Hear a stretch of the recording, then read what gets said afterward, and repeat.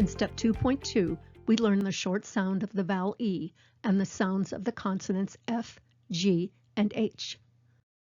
As we begin, let's remember that a sound can be voiced or voiceless.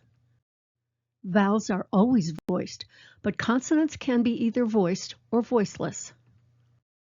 A voiceless sound uses just a puff of air, no voice. Listen carefully to these sounds, and you will notice that two of the consonants are voiceless.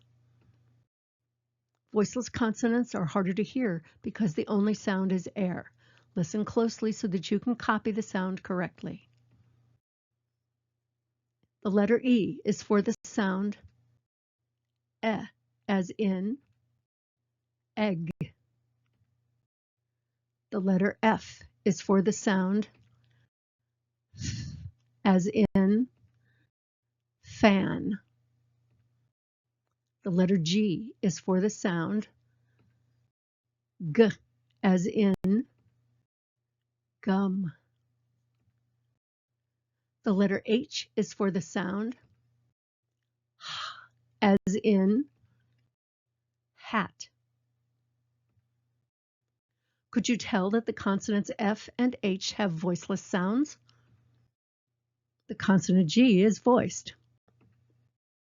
As you learn the consonant sounds, pay attention to when you use your voice and when you don't.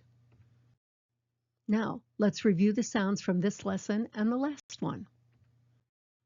The letter A is for the sound A, as in apple.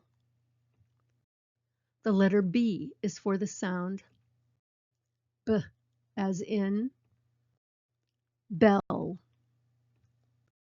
The letter C does not have a sound of its own, but borrows two sounds from other letters. Most of the time, the letter C is for the sound K, as in cat, and it is voiceless.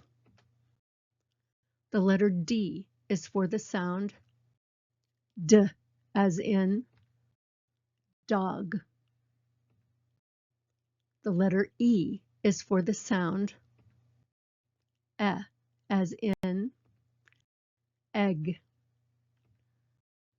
The letter F is for the sound F, as in fan, and it is voiceless. The letter G is for the sound G, as in gum. The letter H is for the sound H, as in hat, and it is voiceless. Learning the sounds well is important. In fact, it's critical to your success. As you go through these lessons, remember to work at your own speed. Review each new group of sounds as much as you need before moving on. The lessons will be more demanding as you progress, but you can stop or go forward or back as you feel the need.